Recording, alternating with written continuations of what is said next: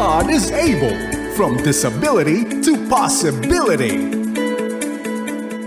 I am able because God is able. I am able because God is I am able because God is I am able. able because God is able. Able Talk. Kaya mo, kaya ko.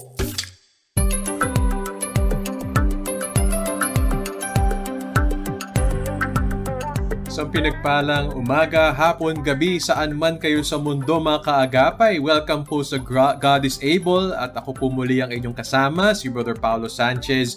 At alam niyo po, pinagtatanghal ho, pinagdiriwang natin dito at minamahal ho natin ang buhay-buhay ng ating mga kaagapay na persons affected by disability.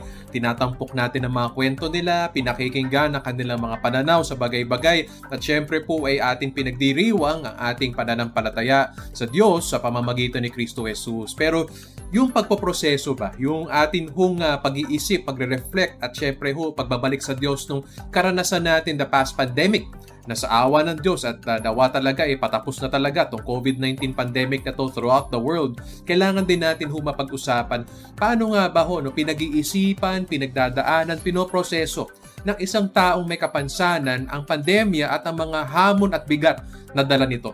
Yan ang atin babalikan pag-uusapan. Mahirap nga naman magpatuloy sa new normal na hindi tayo nagkakaroon ng time huminga at mag-reflect sa kabutihan ng Diyos, sa pagsama ng Diyos sa atin sa mga panahong pinagdaanan natin. Welcome po muli sa bawat isa sa atin. Tayo po ay napapakinggan at bumabati sa FEBC Radio TV, sa Facebook Live. Mag-hello po tayo dyan. Mag-type po ng ating mga komento at mga suwestyon. Pwede rin bumati dyan sa mga mahal nating PAD o Persons Affected by Disability.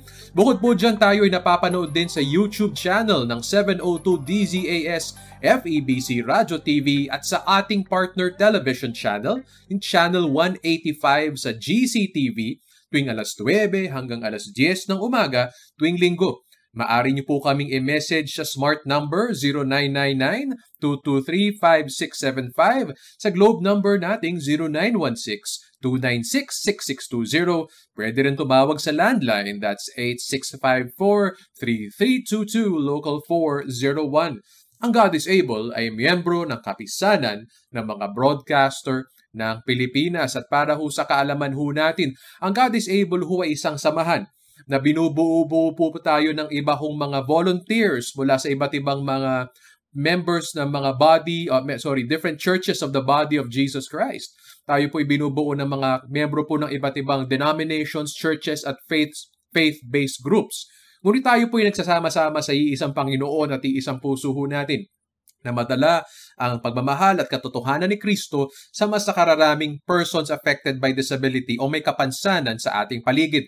At ito'y ginagawa natin sa mga iba't ibang paraan at isang premyadong paraan na lalo pinagyaman ng Diyos this pandemic, yung tinatawag nating partnership with churches. At isa parang programa under that, yung tinatawag nating Gift of Mobility, kung saan ang God is Able ay namibigay ng mga wheelchair, crutches and canes or mga tinatawag na assistive devices bilang tanim ng pagmamahal ng Diyos at may bahagi natin ang pagmamahal ni Kristo with our church partners. And so if you're a pastor, you're a church leader, church worker po, o isa pong miyembro po ng isang Christian faith-based organization at nais nyo pong dalhin ang pagmamahal ng Diyos through Christ sa kararami mga persons affected by disability sa paligid po natin, pwede tayo magtulungan, mag-partnership tayo at talaga sama-sama natin makitang God is Able. Mag-send lamang po kayo ng private message sa ating Facebook page, God is Able International Foundation.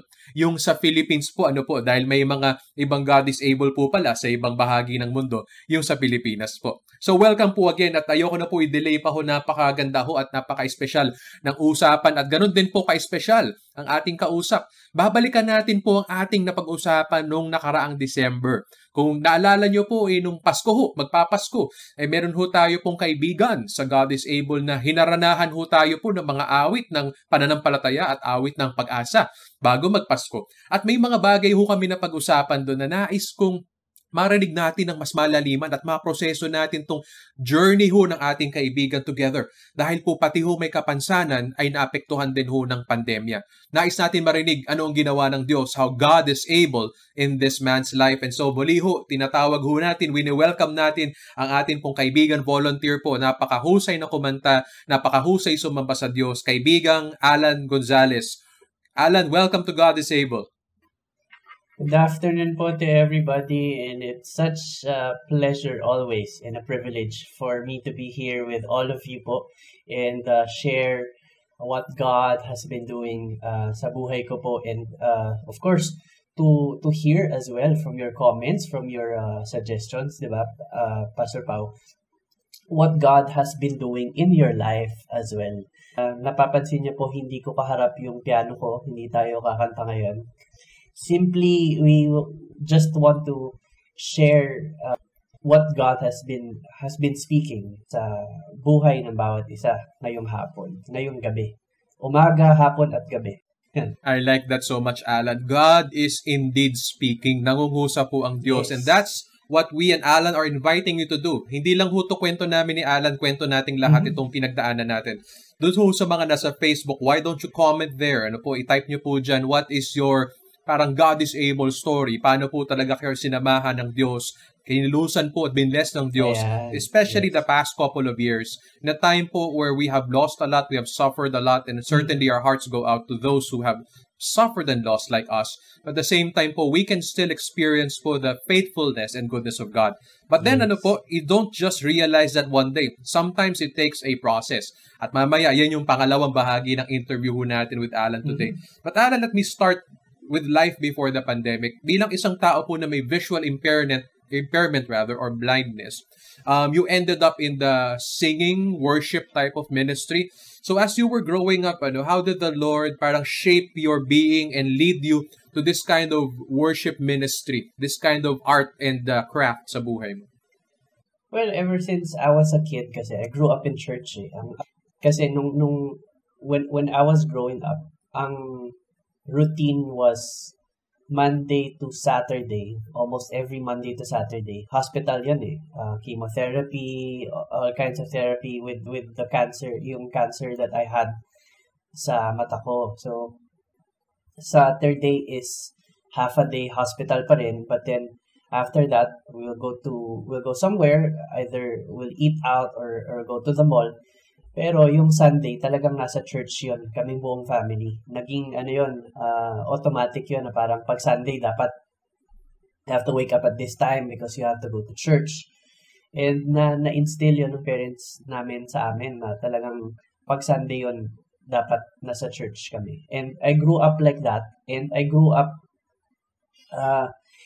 doing special numbers, performing special numbers. Hindi pa ako ganun ka-confident kumanta, hindi pa ako ganun ka-confident magsalita in front of other people. But then, over time, God has brought me to really being able to speak out, express myself through my songs, express myself through speaking somehow in encouraging people around me, and with my field that I have. I guess it's more easier to like express yourself with music, kasi it has been my life ever since. So it has been a wonderful journey since. It has been, Alan. And Yes. thanks for sharing us. Pareho pala tayong lumaki sa church.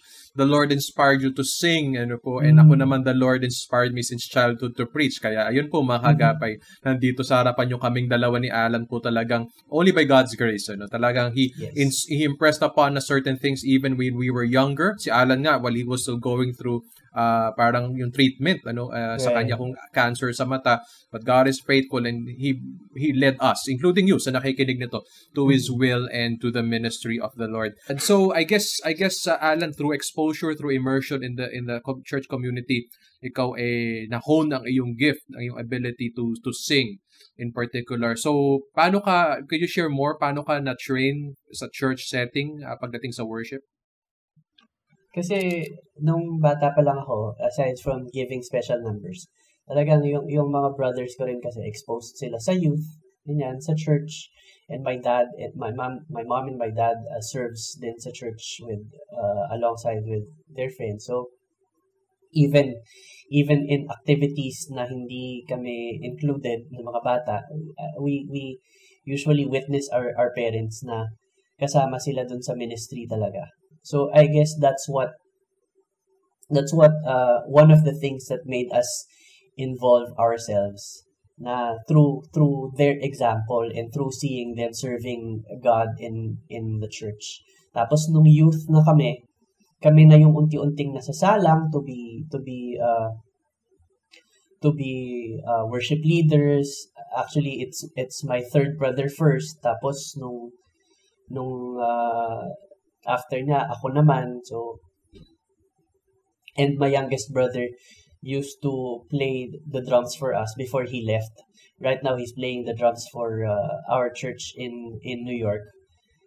So, yung exposure talaga namin is such a blessing for us to be involved not only with music but worship songs, worship music sa church talaga. Nakakatuwa, talaga palang family of musically gifted, musically inclined servants of the Lord ng Gonzales family. So si brother niya nagdo-drum sa New York, tama, no? Sa isang Christian church sa New York. Praise God for that. And of course, yung kahalagahan ng modeling ng parents. And kasama sa exempling ng parents si Alan is talagang intentionally ma-immerse at ma-expose sila sa church life, sa church ministry life. Talagang maaga pa lang, you can teach someone young to serve God. And I'm sure God will use that to inspire that child. So naalala mo siguro, Alan, naalala mo ba? Ano bang mga una mong kinanta, tinugtog sa church na mga awit before when you were young or starting? I guess some of them I've shared nung kailan ba tayo nagkaroon ng one of the musical conversations that we had here in God is Able. Some of them, I guess, I've shared na. One of them is if your age of people's paano ko ba siya sasabihin? Yung mga ka-age ko siguro or older than I am would be familiar with Salty Kids Praise, di ba? Like yung mga I cast all my cares upon you. Nung umpisa kong kinakanta yon, ano pa, batang boses pa hanggang salty voice na yung kinakanta mo, ganyan. And yung mga nabuong papuri for kids nung time na yon, yung mga papuri songs for kids, Munting Panalangin, mga ganyan. So ano talaga, ngayong grown up na ako, binabalikan ko yon na tinatry ko ulit kantahin on a different syempre on a different tawag dito, different key, di ba? Tapos mas nararamdaman mo na yung kanta kaysa nung kinakanta mo siya nung bata pa. Oo. At thanks for sharing na nababalikan mo yung mga first songs na tinugtog at inawit mo. Especially sa recent times na pinagdaanan natin. It's just good to know to even have to go back in time to find out who you are. How the Lord has called you. But before we go that, Alan, ikaw nabigyan ni Lord ng privilege to serve in frontline ministry, in worship ministry. Why don't we see more of this in the general body of Christ? Why don't we see more people with disability, say for example in the worship ministry or other ministries of church? Are there particular challenges you've had that you suppose is also the challenges for other disabled persons in church? Wow. I must say it's a good question, but parang nahirapan ako dun. But kasi we have to try. We have to hindi naman siguro, help me with the word, diba? Pero hindi naman siguro push. But we have to somehow urge ourselves to try. And I guess same goes to people who are going to be accepting people with disability. We have to try.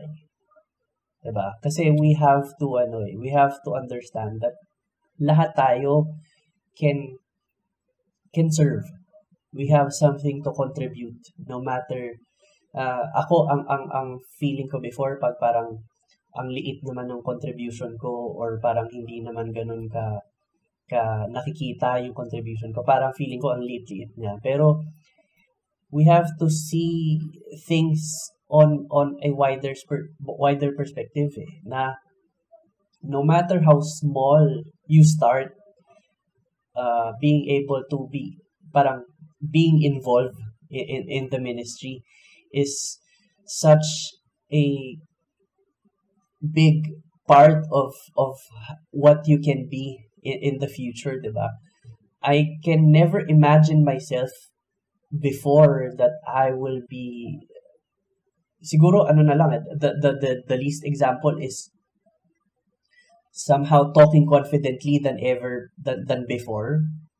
Siguro one of the things na hindi ko nagagawa before is being able to speak up ng maayos.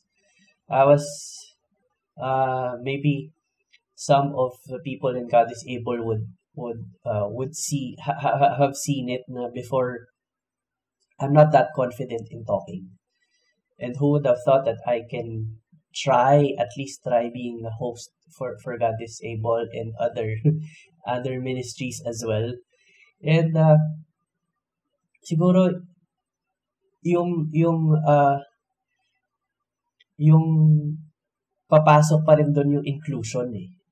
Now we have to try and include ourselves or involve ourselves, or sa part ng church, we have to try and see what other people can do in the ministry. Diba? Not just the people who are already involved in the church currently. We have to try and see what other people can do together with partnering with other people who are already there, part of the ministry.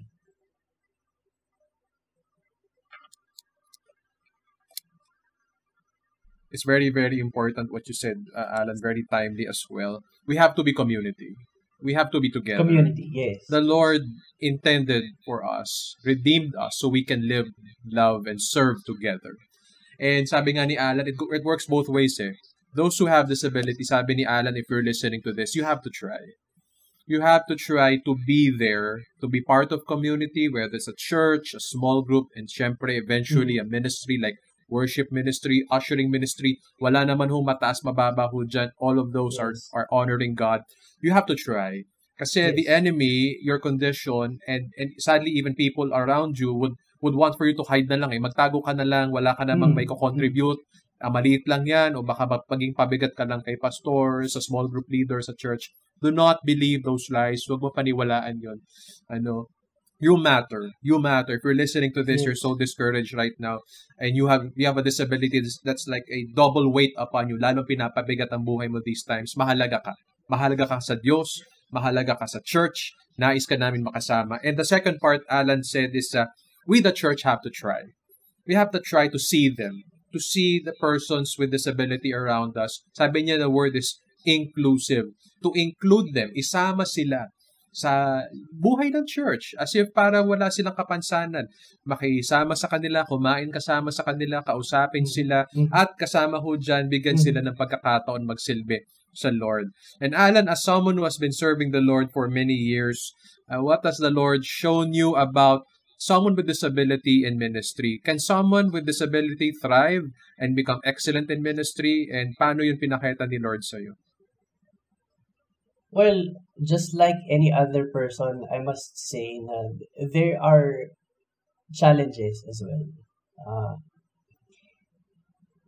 Hindi parang not just only with the disability, but sometimes you have your insecurities, you have things that would draw you back to what you wanted to do or what you want to do sa either sa ministry or your personal life, and things can you can use those things to instead encourage yourself or remind yourself that you can do more than you think.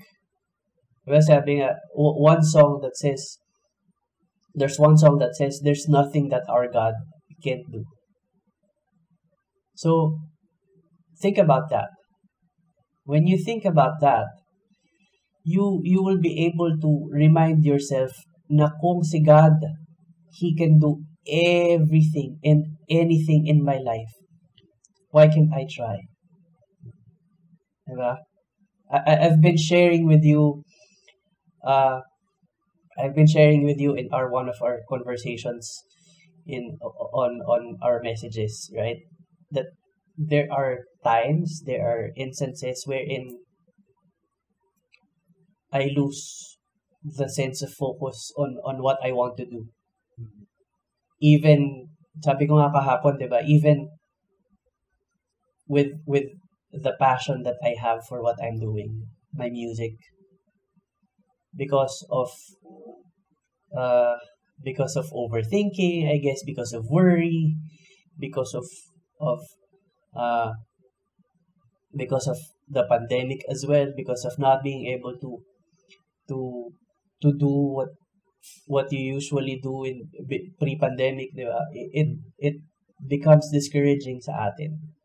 Sabi mo nga, hindi lang naman sa'yo, hindi lang naman sa akin, but to everybody. It's has been, I guess, a story for everybody who is experienced loss or losing focus, if for that matter.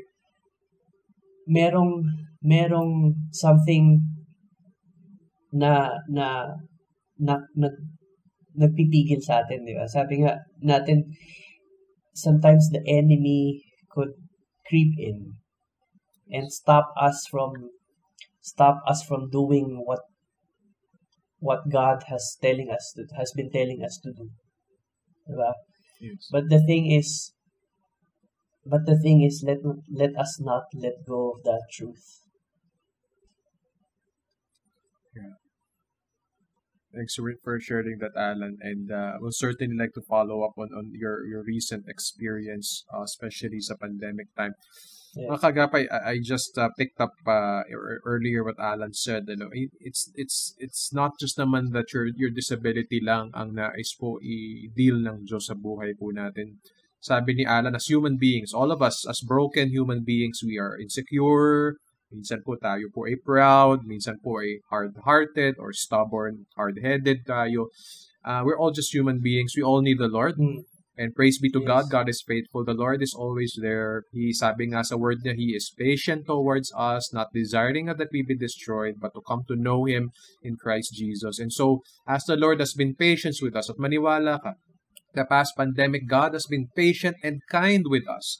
May we really find ourselves again through the help, with the help, and with the love of Jesus Christ.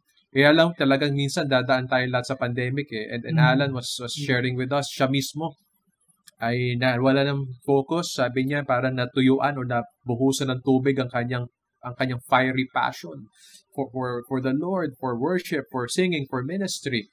And same here, Alan, to be honest with you.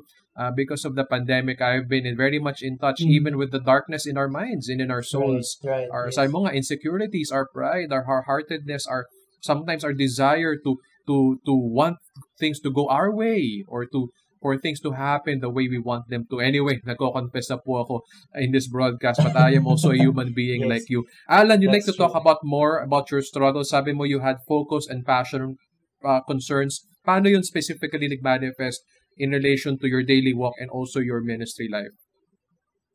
Well, kasi pre-pandemic, I can go out on my own. I can do stuff on my own. I can go out, and I'm working as a pianist and singer. So part of that is siguro lagi ka lang din nasa bahay and parang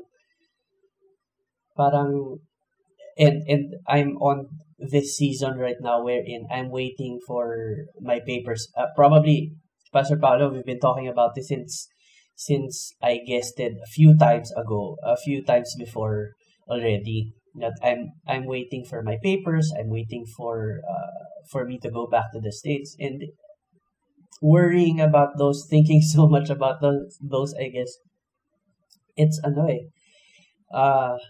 it's tiring somehow. It it gives me anxiety, or there's so much going on in my mind na there's anxiety, there's fear, there's at times there's sadness, and you feel like you're so unproductive, Mhm. and you feel like it's what can I do? Diba? What else can I do? And last month I had dengue. Nagkaroon ako ng dengue, and akala namin before COVID, tapos eventually I was confined and my platelet keeps going down, and hindi ko na rin na-explain kung ano yung nararamdaman ko. Hindi ko na rin, every time na tinatanong ako ng doktor ko, how do you feel right now? Sinasabi ko na lang talagang weak, pero I wasn't able to describe how I feel anymore.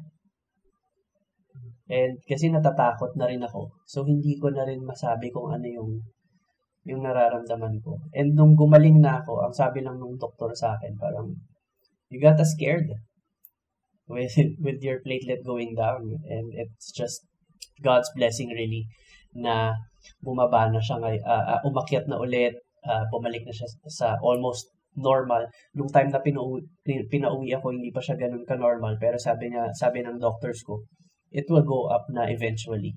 So it's really God speaking to me na hindi lang physically, di ba, Pastor?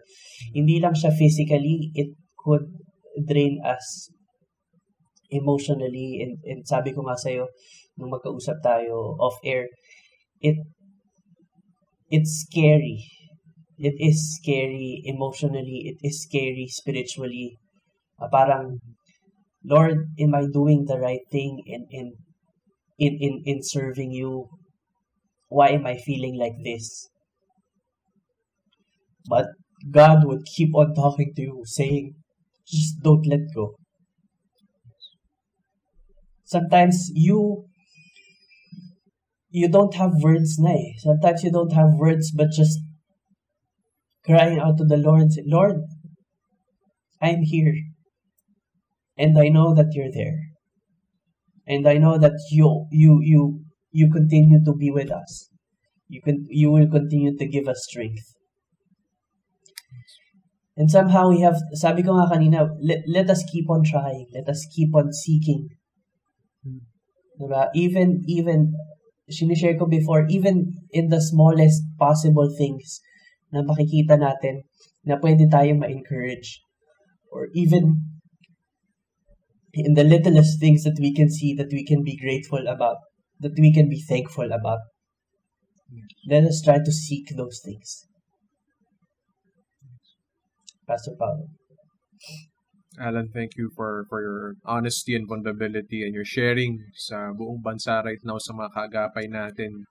I think words, statements, feelings, and reflections na hindi nila or ilan sa kanila hindi masabi themselves. You have put words, given us words, but also given us heart to be vulnerable and to share that. Even in the Christian's life, at si Alan po ako, matagal na ako naglilingkod sa Lord. Even in lives such as ours, this blessed life we have, meron talagang ganito eh. There is a time of, you may call it refinement, you may call it discipline. I think these are seasons of grace where the Lord is touching our hearts again, teaching us again, throwing us near the feet of Jesus. At galang na honesty ni Alan na sabi niya, patong-patong eh. Yung kanyang frustrations, yung disappointments niya, yung waiting. Minsan, yun ang pinakamahirap, yung waiting. Yes. Tapos dumating yung dengue, patong-patong sa kanyang experience. I can only imagine. I can honestly only imagine the kind of darkness din na nag-cloud over sa mind ni Alan during those times. It affected him. It has affected all of us. And siguro nga, we have to acknowledge it. We have to recognize it. We have to talk about it. And present it before God. And sabi nga ni Alan, natuulitin ko, sinabi niya, you have to try. You have to try. You have to try. Sabi niya, hanapin natin, ipagdiwang natin, kahit yung mga malilit, yung mga slivers, yung mga silver linings of hope and goodness in Lord. And that's when you know that God is God in your life. When you see Him in all things, in all seasons, even in the smallest things. In nature, in a short song. Maybe yung mga kinakanta ni Alan, he had to sing those songs, those old songs, to find out again who he is. And siguro this season, ganyan mga kaagapay, as given at binigyan tayo ng Lord ng pagkakataon talaga manahimik, huminga at balikan, sino nga ba tayo? At sino nga ba tayo kasama ng Diyos? At matuto tayo ulit magpuri at magpasalamat sa Kanya kahit sa panahon na ito. Praise God for your life, Alan. You would like to add something? Well, siguro on a lighter note, no?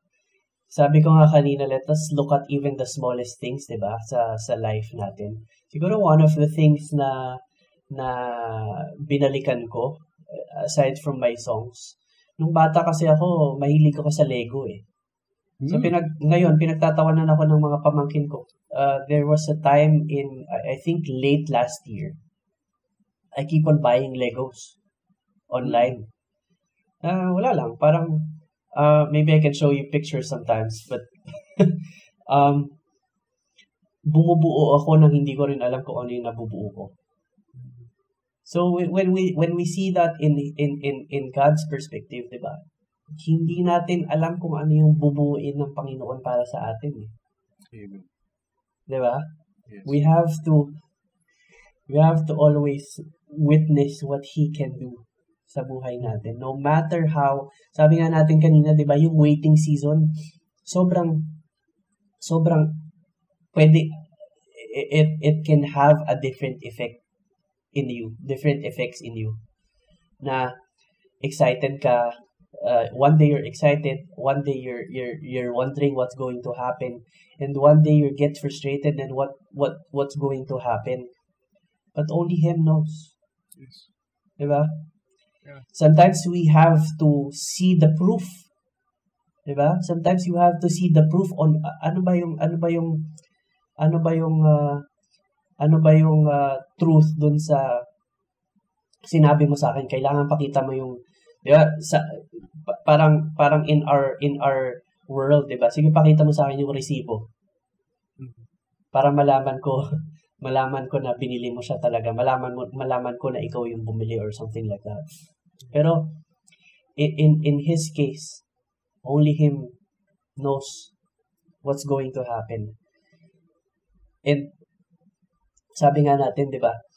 Let us have even the littlest faith. Mm-hmm. Sabi sa Bible, 'di ba? Kung meron kang faith even as small as a mustard seed. Yes. Nire-recognize, ina-acknowledge yun ng Panginoon that you have faith in Him. Alam ko po, madalas meron tayong mga worries, meron tayong mga iniisip na napakadaming bagay that overflows in our hearts, in our minds.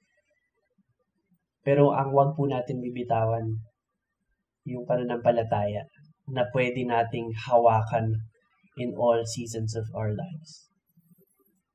All seasons of our lives. Amen. All seasons of our lives. Yes. Even this season. Ganda lang, Alan. You said, meron tayong pananampalataya na pinangahawakan. I guess, if we want to know, if you want to be sure na buhay ka pa, number one is that meron ka pang pinanghahawakang pag-asa. And number two, na share ni Alan din kanina, sumusubok ka pa. Lumalaban ka pa. Nangangarap ka pa. And and Alan is the embodiment of that. Nag-aantay ng kasagutan sa panalangin, patong-patong na problema, halos na punta pa sa bingit ng kamatayan ng ating mahal na kapatid. Pero lalo lamang siya lumapit sa kanyang pag-asa na hindi niya alam lahat na nangyayari o bakit nangyayari ito, pero kaagapay ang Diyos ay ang Diyos at hindi nagbabago tungo sa Kanya. At sa atin, God does not change. He is faithful. He is love towards us and merciful. At pangalawa, sinabi niya, tuloy lang. Malaman mong buhay ka kapag alam mong meron ka pang ginagawa, meron ka pang pinaglalaban. Para kang may Lego. Sabi nga niya, nagle-Lego daw ulit siya. May binubuo pa ang Diyos At kasama ka pa doon Yes. And kung ikaw right now, kaagapay, whether may kapansanan ka or wala, ay nakikinig ka nito at meron ka pang pinanghawakan na pag-asa, may dahilan ka pa para magpatuloy bukas. At kahit hindi buo yung dahilan mo, kahit hindi buo yung faith mo, pero sabi nga ni Alan, meron kang tinatawag sa Bible, mustard seed faith. isang bumunting tanim, isang bumunting binhi ng pananampalataya. Pero pag yan po ay pinakawakan mo at hiyaan mo diniligan, ingatan ng Diyos yung pananampalataya mo, it will become one of the biggest trees around, pinakamalalaking puno at mamumunga ito at magiging tahanan ng maraming ibon. It will be a shelter, refuge. It will be a blessing to many. And yun po, yun I guess siguro mahirap lang mahirap lang talaga pag hindi mo pa nakikita yung outcome. Yung bunga. It's really the waiting that gets frustrating para sa atin bilang tao. Alan, matanong ko lang, for someone with disability na going through the pandemic at yung mga pinagdaanan mo, ano yung parang dagdag na bigat or tingin mo wala bang pinagkaiba yung experience mo at mga pinagdaanan mo and how you think about and how you process those kesa sa isang taong walang kapansanan? Well, I can say na sabi ko kanina, di ba, lahat naman siguro tayo would come to that phase wherein we wonder, di ba? We'll come into that phase wherein inaantay natin, inaabangan natin, we get excited or feeling na parang what is your surprise for today or what is your surprise the next day, God. Lahat, I guess it doesn't come with parang hindi, not because of disability, but then one way or another kasi in our weakness we can say we are not able because of those weakness that we have, we can say that we are not able, but sabi nga natin, di ba, like the title of our program, God is able, and he's the one who makes us able to do things. He always enable us by His grace to do different things. Sabi nga dun sa John 9:3, di ba? This happened so that the power of God might be displayed in Him. I guess, masasabi ko na hindi lang siya yung verse na yon, Pastor, di ba? Hindi siya pertaining lang to the disability of visual impairment, but to all of us. Some things might be happening. We might go through some things that we cannot understand, we cannot fathom, but then God has a reason for it. God has a purpose for everything. Na makita natin yung truth ng Panginoon, yung kabutihan ng Panginoon with the circumstances that we have in each of our lives. Yes, it's difficult, right? It's challenging.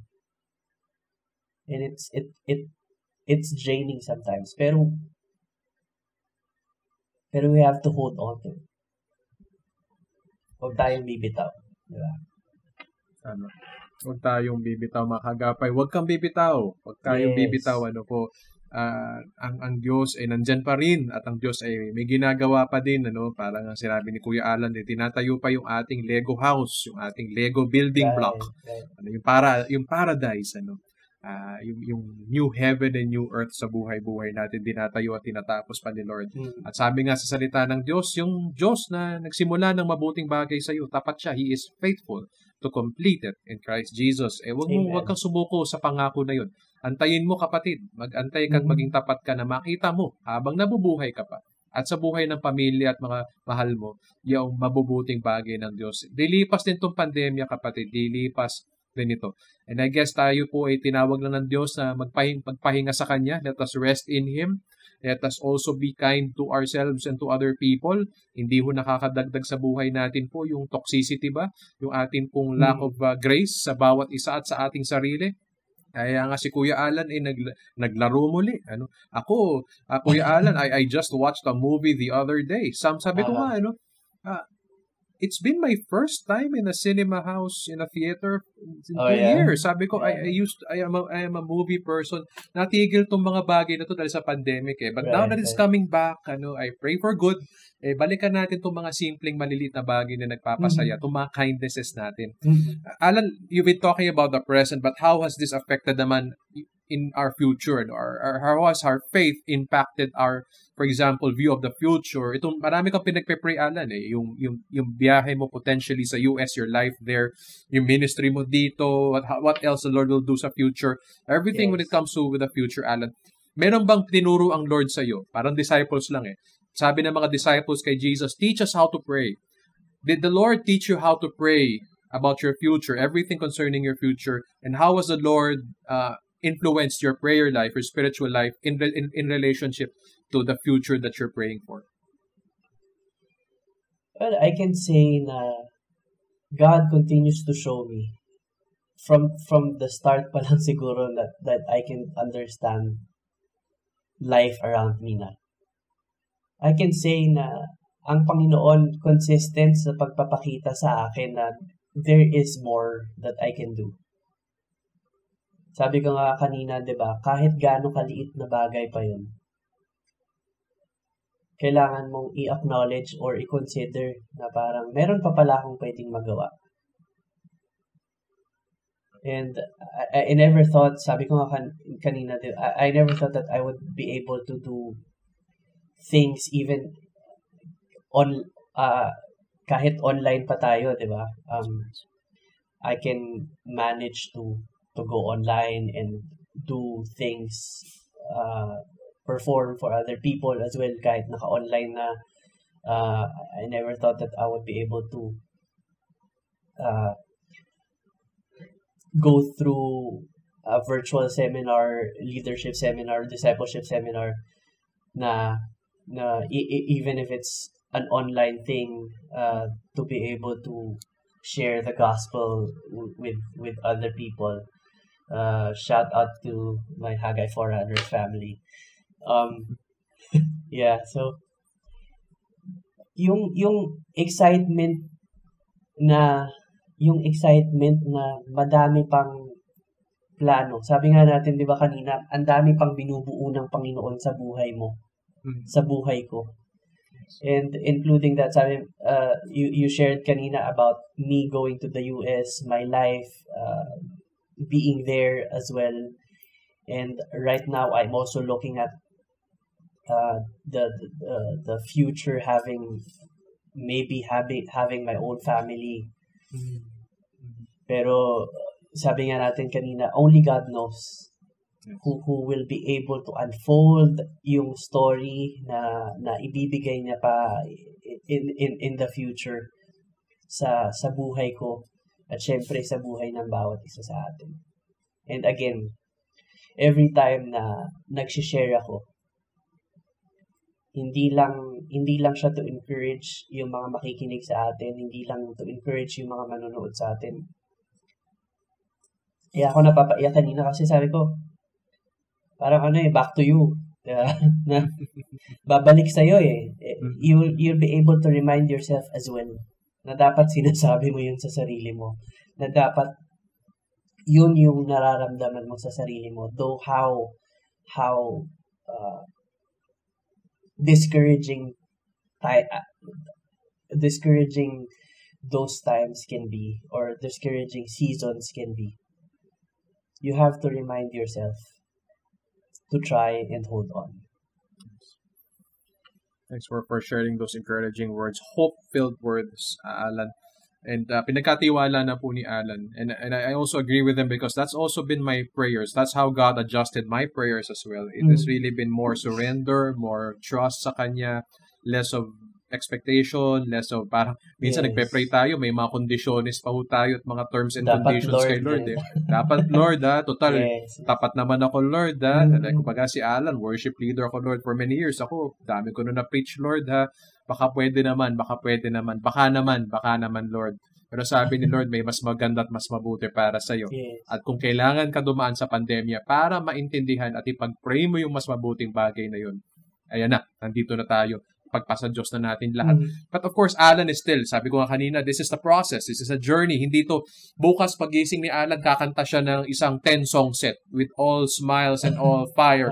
So, Alan, how has the Lord taught you to just trust Him and to just keep things together? How are you holding up Paano mo ulit binabalikan tong passion na tingin mo ay medyo nabuhusan ng tubig ba because of this pandemic? How's the Lord been reviving you day at a time the past weeks, months? Di ba nga pinag-uusapan natin na hindi laging ganun eh. Di ba? Because of what's happening around us, the day before okay ka, the following day parang what happened yesterday? Yeah. And we have to we have to somehow push ourselves na meron pa, pwede pa, kaya pa. Again with His grace. Only with His grace, only with His help. I've been sharing kanina na sometimes there isn't a word that's coming out when you call on God. Pero even if it's like that sometimes, kailangan nating lumapit sa Kanya. Lumapit lang tayo sa Kanya. Lord, I need help. Right? Yes. And Lord, there is nothing that I can do if I'm without you. Instances na hindi natin nagagawa oftentimes. But God has always reminded me na balikan kung ano yung, siguro na-share ko na yun dati, na balikan kung ano ba yung nagawa niya sa buhay ko in the past. Kasi pag tinignan natin yung mga ginawa ng Panginoon sa buhay ko, sa buhay mo, sa buhay natin, mga ginawa niya sa buhay mo in the past, makikita natin that okay, let's be excited for what He has for us in the future. Of what He could possibly planning for us in the future, diba? And again, it could be discouraging sometimes. It could be ano ba yung sinasabi? It could be parang nakaka-frustrate, ganyan, di ba? Nakaka-frustrate. Pero yung waiting season that we are in, ibig sabihin nun, there is a future that God has prepared for you. Greater things that He has. Sabi nga, di ba, all things work together for good to those who love God. Yes. Great things, mga kapatid. Hindi ako, masasabi ko, Pastor, no, na hindi ako ganito ka-confident magsalita just because I'm perfectly understanding my life right now. And same goes with you, Pastor, I guess. Yeah? Same goes with other people na nakikinig sa atin ngayon. It could probably manifest in other ways, in other aspects. Pero hindi ako ganito ka-confident magsalita kung alam ko na walang nagawa ang Panginoon sa buhay ko. Pwede nating sabihin na kala ko ba He will make a way for you, for me? Bakit ganito yung buhay na meron ako? Again, we just have to hold on to our faith. Our trust might not be complete at all times. Pero isang natutunan ko, kahit nag-aalala tayo, kahit meron tayong worries, yung truth and yung awareness na alam natin na makakakita tayo ng positibo dun sa mga bagay na pinagdadaanan natin is a big jump. Yes. From how we negatively see things sa buhay ng bawat isa sa atin. Pastor. Thank you, Alan. And siguro una, just taking from that, parang in-assure tayo ni Alan na if one day you wake up, akala mo okay ka na, nakabangon ka na from the season and you're seeing things rolling before you, parang heaven and earth are meeting before you, there are gonna be days that feels like that. The euphoria, the excitement, the passion is there. May the following day, parang wala. Parang na-zap out. Parang you feel low, you feel down. Una sa lahat, kapatid, if this is something po that's been going on with you for a long time, I encourage you po to find someone to talk to. Especially someone who knows and loves the Lord and cares for you, someone you can trust, someone who is care. And if you need particular help or counsel, you seek a counselor. Kasi hindi naman syempre nais ng Diyos na magpatuloy tayo ng ganito for a long run. You could be going through some form of depression that could be clinical. Kailangan po natin ng mabuting payo pagdating sa mga bagay na yan. But yung kalungkutan, that is a general situation, sa general condition na pinagdadaanan natin lahat. It's all right na sabihin mong, I'm not okay. One day you'll be fine, the other day you're not, but it's not up to you. Sabi nga ni Alan, we have a God. We have a Savior and Lord in Christ Jesus. It's all about Him. Sabi nga sa Colossians 1, I think it's verse 17, where it says there, He is first in all things. He holds all things together. Hindi naman ikaw ang mag-hold ng buong universe together, buong buhay mga natin. Hindi natin ma-hold together the past months, mga kaagapay, aminin ho natin, hindi natin kaya. But Jesus, the Son of God, the one who loves us, cares for us, He died for us to redeem us by faith. He can hold our lives together. He can make a good future for us. He is life for us. He is, sabi niya, paniwalaan natin, the way, the truth, and the life. At kung nakay Kristo ho tayo, mga kaagapay, mga kapatid, continue to live. Magpatuloy lang tayo mabuhay. It's okay not to be okay today. I think there's a show entitled that, and the following day, you'll be fine. You'll be on the top of the world. Tomorrow, you'll be down. Kapatid, that is to be human. But then, it's not about us. We have security now and forever. We have hope because of Jesus Christ. Kaya magpapatuloy tayo. Alan, this is some of the fastest minutes na dumaan sa isa sa mga interviews natin sa God is Able. Isa, I would honestly say it felt like po wala pa hope. It felt like just a 15-20 minute conversation, mag-iisang oras na pala tayo. Alan, I'd like to give you the privilege, using your own words, to pray for those especially affected by disability who are going through sadness, frustration, going through disappointment, some of them even at the brink of death right now. And just pray for them and just pray the way you would pray. The way you would pray, and how the Lord has taught you to pray recently. So, Alan, I'd like to turn it over to you. Alright, before po ako manalangin, no, I just want to share na I have counseled somebody wherein